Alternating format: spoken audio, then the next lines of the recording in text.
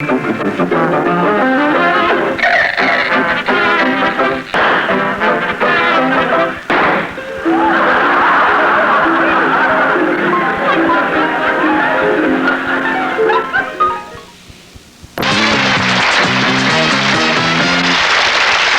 many theories about humor. Freud said that humor or jokes serve at the same purpose as dreams. They take forbidden or taboo subjects such as sex and hostility and disguise them so that they may be momentarily enjoyed. Excuse me. You're about to be subjected to what could be the most important test you'll ever take in your life. In order to take the test, you'll need the following. A, the official National Humor Test questionnaire attached to your TV guide. 2, the official National Humor Test blank piece of paper. If you haven't received yours in the mail, and I know that many of you haven't, any blank or semi-blank piece of paper will do, that's 2. And C, a common house pencil. Now, follow my instructions very carefully. Remove your NHT questionnaire from the TV guide and fold it along the vertical, sort of invisible line in the center, as I am. And now make 2 separate folds, so, on each side. Toss it gently toward your set. If this is difficult for you, or you have tennis elbow or a pulled shoulder muscle or don't have a TV set, you may wish to simply roll up your answer sheet and stick it away somewhere. In your case, of course, you may do the same with your house pencil. I want you to give yourself 10 points for an accurate toss and deduct 2 points, of course, if you use the roll and shove method. Part 1 of our test is called The History of Humor. But before we begin with me here in the studio to aid in the scoring, and let me say that all are experts in the field, our first but not least psychologist, columnist, comedian, Dr. Joyce Brothers. Thank you, and good evening, Chip. Good evening, Joyce. Thank you. Jack Fisk, very celebrated mime. Good evening and welcome, Jack. A very beautiful and lovely psychologist, columnist, comedian, Miss Pam Dober. Hi, Chevy. Glad to be here. Glad to have had you.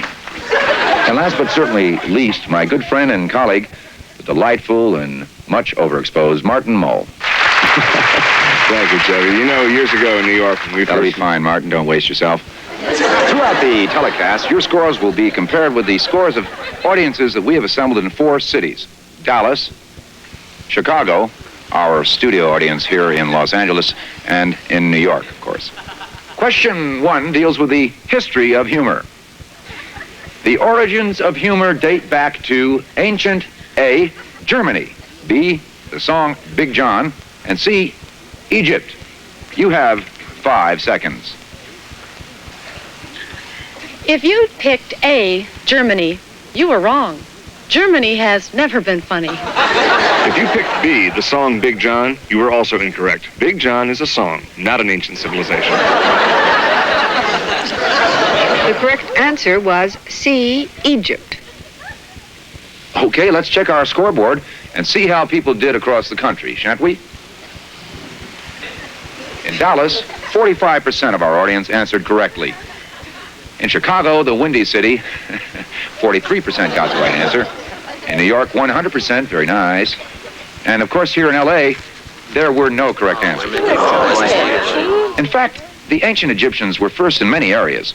Medicine, mathematics, pyramids. I believe they were the first to do this. But it was in 1915, when excavations began in the Valley of the Kings, that the contents of the tomb of the pharaoh Sheki proved beyond a shadow of a doubt that this was indeed the birthplace of humor. Ladies and gentlemen, the pharaoh who started it all, the mummy Sheki. Practicus Jocatus, the Roman senator, 117 BC, 116 Central Time, has been credited with being the father of the practical joke. Your arthritis? Does this newly donned wreath of laurel make me look heavy? No, esophagus, not with your bone structure. Well, come closer and give closer countenance. Well, how's this? Closer still. Gaze into my eyes.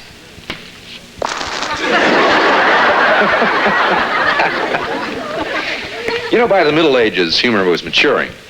And though the average man of the period could only expect to live to the age of, 27 or so, and the average woman to the age of 9, these innovations made their lives kind of worthwhile. The dribble chalice. Whoa. Still funny today.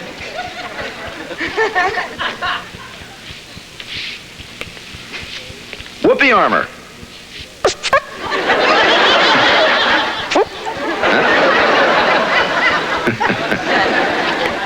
And of course, phony dragon duty.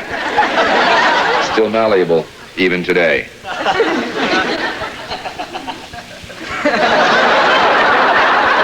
For the next 250 years, well, nothing funny happened at all. Until...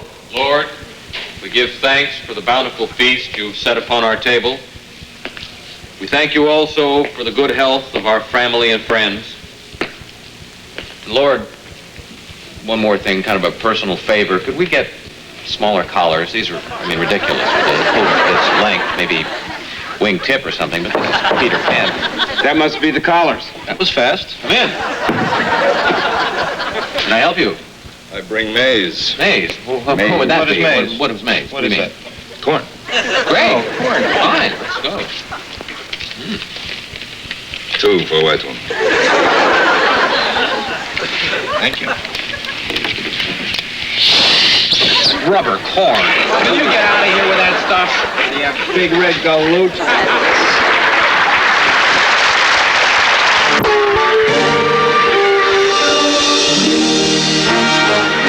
Gull oil. People thinning out wildlife for people. We've been given permission to photograph a seldom seen area of the National Humor Museum, the Great Hall of Jokes. And of course, I'm here with the curator of the museum, Dr. Margaret Steinstein. Steinstein, I'm sorry. Chevy, welcome to the Great Hall of Jokes. At one time, this room was filled with shelves, and those shelves had on them stored every joke ever written by man. All the jokes... These are all shelves, then, of books of jokes? As far as you can see, jokes that summed up the humor of mankind from time ad infinitum. Time memorial. As you know, the storage... Doctors and hospitals, Mike Nichols, my mate. Sure, all that stuff. The storage system became obsolete thanks to modern technology, and as a result, the contents of the entire Great Hall of Jokes have been reduced to a single tiny piece of microfilm. All of them? And the books are just... Every joke. Books are gone? Oh, it took 12 years to photograph them, and once that was done, they destroyed the originals and preserved the jokes on microfilm. That's quite amazing. On a tiny piece of microfilm, everything. Yeah, would you like to see it? See the microfilm? The actual microfilm itself? Sure, where can we... I'm the proud custodian of that film. Oh, my gosh. I can show it to you. This is an exciting thing all for the me. jokes, and be very careful to hold it by the edges because you don't want to get grease on there. That's almost bent. Almost bent. Oh, there it goes.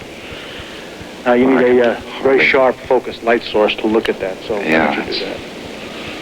That is something. Just maybe from behind me. This is not, yeah. I think I have something. Some light. This is an exciting thing for me.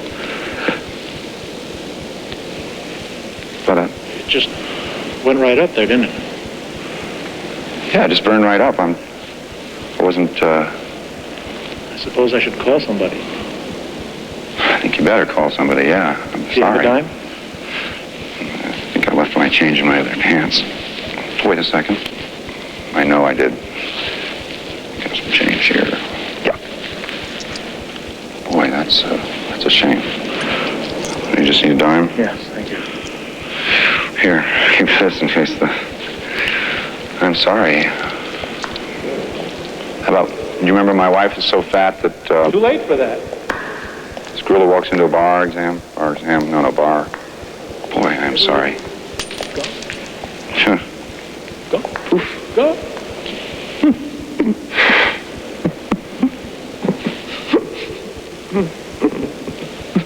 Boy. What first attracted me to you? What? Your smile. Thanks. I had a pretty good smile. What else? Well, I thought you had a good sense of humor, and you seem sincere. I am sincere. I'm very sincere, very deeply sincere. That's nice. Did you have a good time tonight? Yeah, I had a really good time. I did too. Good. I'd like to see you again. How about tomorrow night? Okay. Really? Yeah. How about 8 o'clock? 8 o'clock sounds fine to me. I'll be here at 1:15. All right. See you then. Okay. Bye. Wait. What? Aren't you gonna kiss me goodnight? Yeah, sure. You kidding?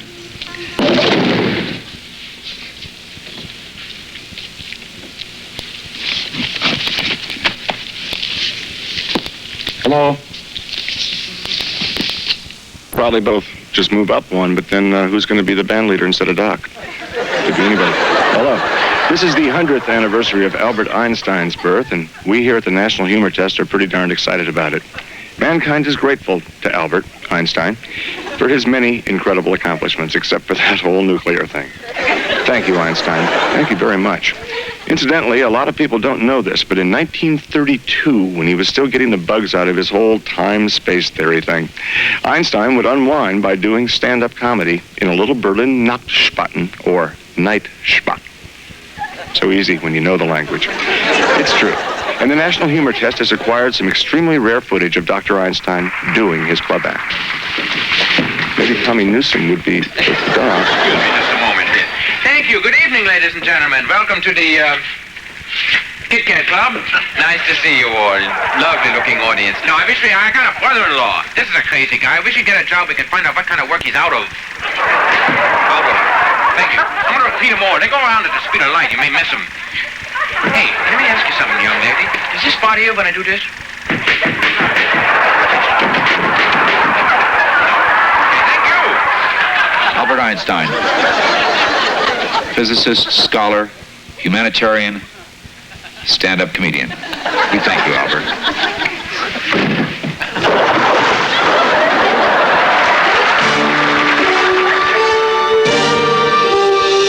Rapid technology, working fast to get home early.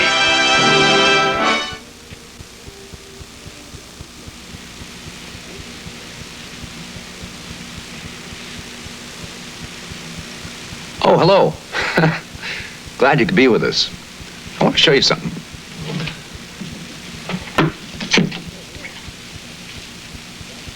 You know what this is, don't you?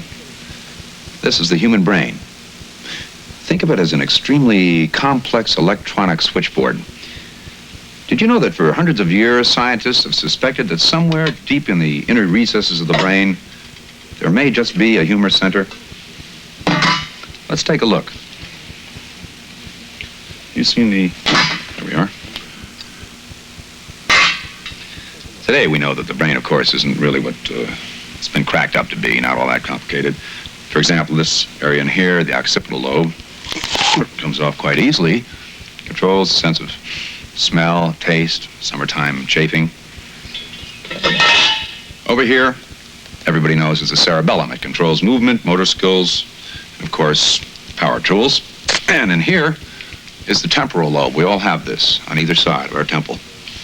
This temporal lobe is important to us. It regulates our sense of time, not sense of humor, our sense of time. And of course, the amount of loose hair you find on the bottom of your tub. But what about the humor center? Where is it? Medulla oblongata, cerebellum. Well, sir, in 1975, research at the Great Lakes University found that this area right here, just under the medulla oblongata, is the part of the brain that decides, is it funny? Is it not funny? Since then, we've found that a very delicate portion of the cerebrum, just under the medulla oblongata, is an area not even known simply as the humor center, but the laugh nodule. The laugh nodule, as we know it today, controls the mechanism of laughter. It's small, but it exists. What goes on in there? What really takes place in the laugh nodule? Just take a look.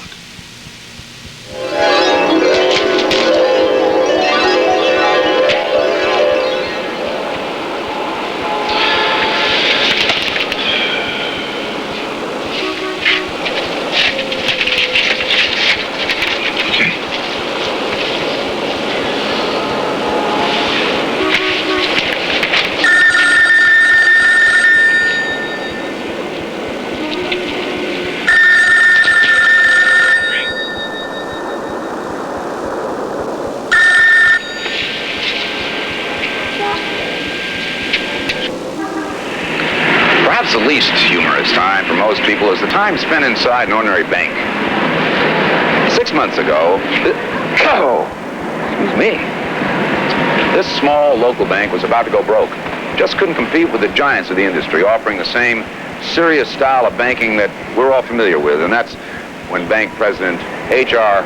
Cuddles McBride came up with the idea of mixing funny with money. Chevy, as you already know from having said it outside the building, 6 months ago... Excuse me. This small local bank was about to go broke. We just couldn't compete with the giants of the industry with that same serious style of banking. Now, that's when I came up with the idea of mixing funny with money.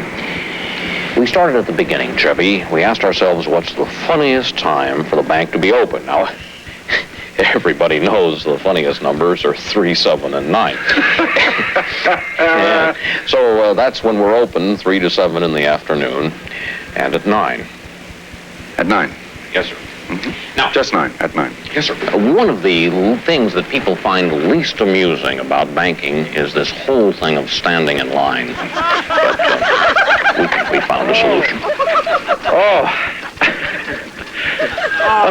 Where are you from? Downtown. Downtown? That's my hometown. Hey, isn't this a great bank? This is a great bank. You know, my mother-in-law uses this bank. She's a fat woman, you know. All she thinks about is food. You know, she tried to come in here the other day and cash a Blintz. I'm kidding. She's a fine woman. If you like Mack trucks that nag.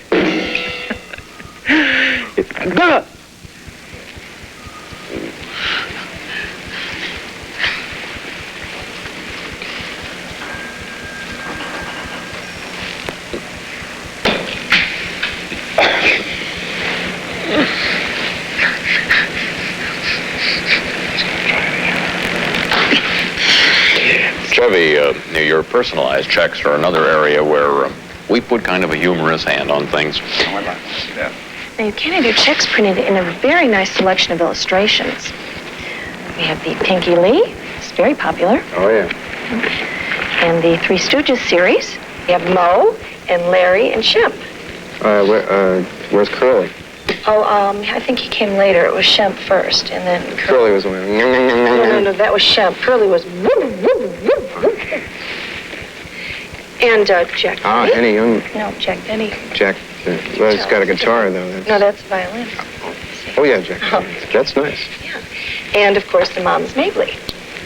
Who? Moms Mabley. Was she married to Red Fox? No, I think she was Red Fox for a while. Oh, and also, for an additional $250 a month, you can have your checks printed up with absolutely nobody on them at all. But that's extra. Yes. Oh, boy, I don't know. I like the Mabley. Yeah, well, let's take your time. Don't rush into anything. Oh, incidentally, Mr. Hahn, if you do decide to open an account with us, you receive this very nice plastic vomit paperweight. Oh, this is the meatloaf and pineapple. Yeah, we do have the salmon loaf and fruit compote, if you'd rather. No, I got that at the branch out in El Monte. This is going to look great in the den.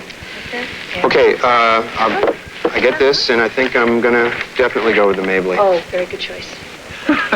Well, I can see where there might be something funny in opening a new account here at the Funny Bank. Mm-hmm. But there's nothing really funny about asking for a bank loan, is there? There is? Well, there is if your application is being considered by one of our celebrity loan officers. What do you mean? Take a look. I don't see anything. No, in here.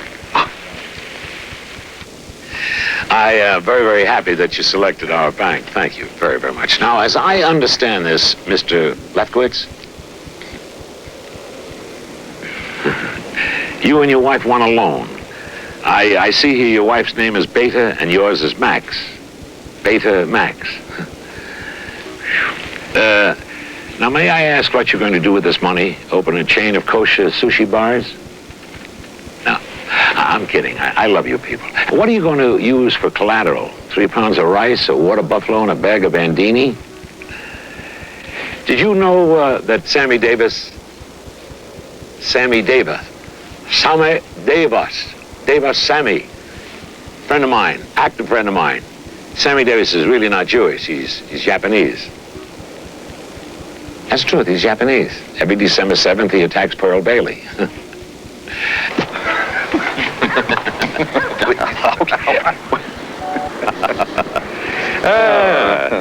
Thank you very much. Very interesting bank. Well, Chevy, it's been my pleasure. I'm glad you enjoyed it. Glad you could come here. Had a good time. One more thing. Yeah. Chevy, your check bounced. Oh, I'm sorry. I had no idea. Oh, no. Now let's quickly check your score, won't you? If you marked A, Leslie Uggams, you were wrong. We'll be back right after this. National Humor Test. Right after...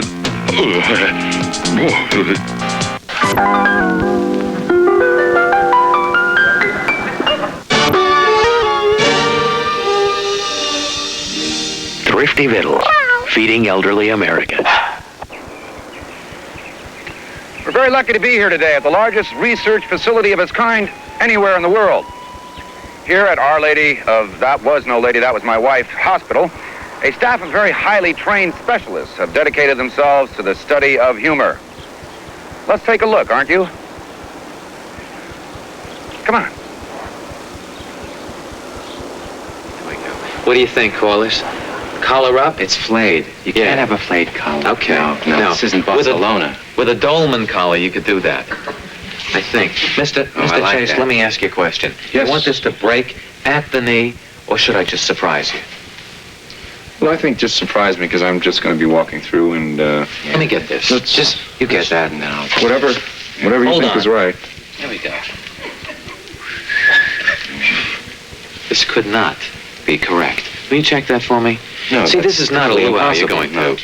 This is a very important research center. You must look correct. That's better. Yeah, you must look good here. Dr. So Carroll? pick up about 14 more small rectal thermometers. Did you see that? Dr. Hanson? This must be it. Very good, Lauren. Oh, hi, Dr. Brothers. I hope I'm not too early. Oh, no, not at all. We've been expecting you. Sit down. Thank you. This is my assistant, Dr. Dober. How do you do? Nice to see you. Nice to touch you. Chevy, as a comedian, I'm sure you've given a great deal of thought to the parallels between sex appeal and comedy. No, not really. Not remotely, no. Oh, don't be coy. Everyone knows that your great success has as much to do with your sensuality as it does your ability to fall down. Oh, well, I thank them. I'm not sure what you're trying to get at. Well, humor is, after all, perspective. Yes, and a man with perspective is more intelligent, more interesting. We'd like you to help us with an experiment. Would you be willing? Is there any surgery involved? No, Chevy, something a little funnier than surgery. Funnier than surgery. Now you're talking. Love to help. Chevy, I'd like you to sit on the couch with Dr. Dober. Yes. Right over here, please. That's the experiment? Oh, no, there's much more. You see, we here at the Institute believe that there is a distinct connection between sexual attraction and the sense of humor. And we'd like you to help us prove it. We'd like you both to free associate. I'd like you, Chevy, to say the first words that come into your mind, the funnier the better. And then I'd like Dr. Dober to reply with the first words that pop into her mind, not necessarily funny. And then? Do what comes naturally. Shall we begin? Okay, luggage. Airport. Swan lips. Husky. Parcheesi. Handsome. Caligula.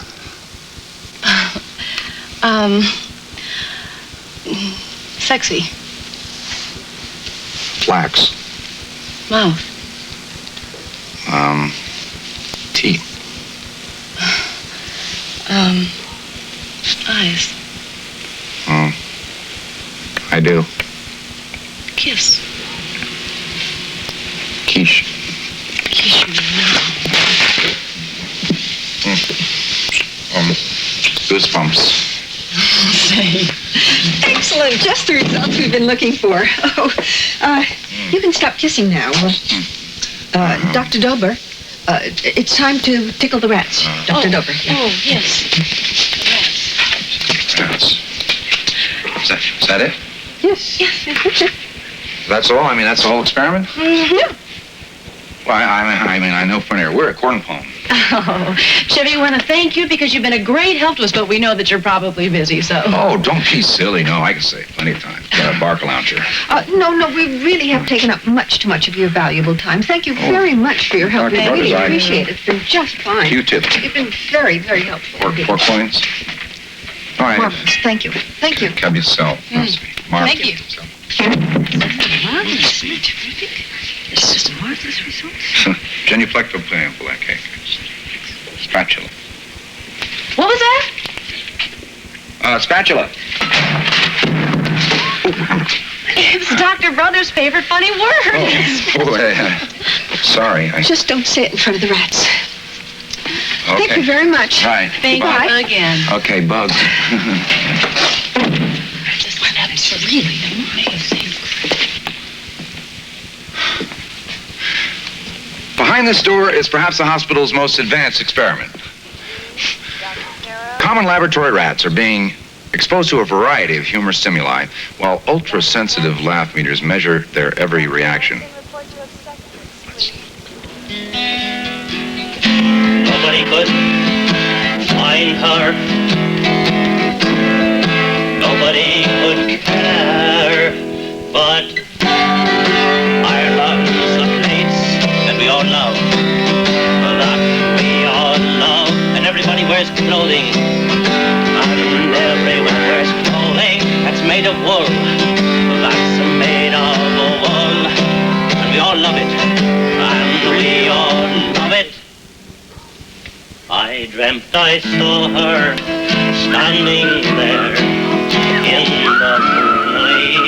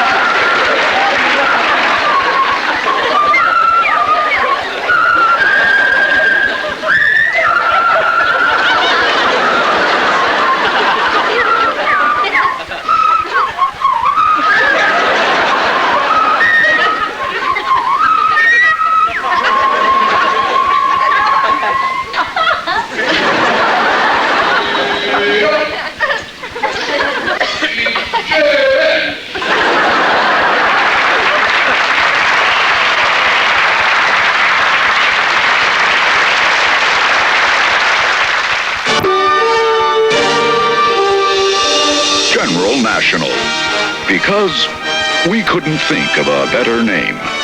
My name is Martin Mull, and I'm a professional comedian. It's an exciting life, and a life I wouldn't trade for yours if you paid me. And you do. Mr. Mull, here's that $50,000 we talked about. Well, you know what, Mr. Capello? Why don't you hang on to this and give me the full amount at the end of the second show? Fine. Okay, nice working with you. Great show. Why don't we join me in my dressing room right now, wouldn't we?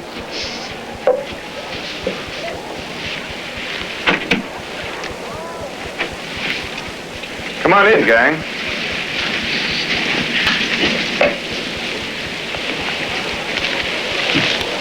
Nice to see you all good naked. You know, I know a lot of you folks love to laugh, and perhaps some of you even make others laugh or smile. But you're not professional comedians, so I'm sure you're asking the big question, why am I Martin Mull, a professional comedian, and not you? Well, I think I can answer that one quite simply.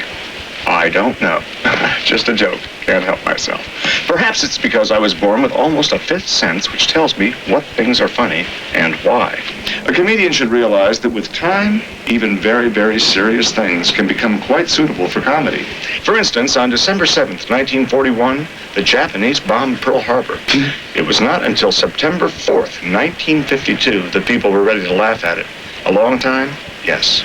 But a laugh that was worth the wait. Capiche? Good. I keep all of this information on these inexpensive 3x5 file cards. I have dozens of them, so let me share them with you, the aspiring young comedians. Here's the first one, is that Lincoln assassination. That will become laughable on May 6th, 1983. Ooh, thank you. It's for you. Here we go with world hunger. And that will be fair game. These two really hungry guys going to a bar. Okay? No. They're starving guys. All right. They're starving guys, and they don't serve lunch in the bar. Okay? No. They do serve lunch in the bar. Fellas, The bartender says, fellas, not until June 19th, 1997. The fact that men have nipples will become utterly hilarious at 10:30 this evening. Excuse me, Mr. Mull, it's 10:28, time for that second show. Could we wait an extra 2 minutes? I'd like to use the, Why men have with... You know what I need. I'll get it out of the ice chest. Thank you. And thank you, guys and gals, and have a wonderful life in comedy. Hope I can help. Thank you. Good night. My friend Ollie, he wants to take a lot of pictures. I'm afraid he'll catch me picking my nose.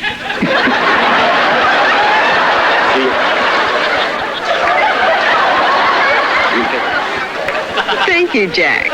If you answered A, you are wrong. I am not hilarious. However, I am bored. If you answered B, you were correct. You are a bore. I, however, am hilarious and will give myself 15 points and a leg waxing after I'm paid. Happy to oblige, Pam. Clearly, then, C and D are incorrect answers. Deduct 40 points and wax the legs of the nearest poultry. Deduct another 13 points if you thought Dr. Brothers meant that. If you choose E, all of the above, you are probably not watching and should turn your set way up.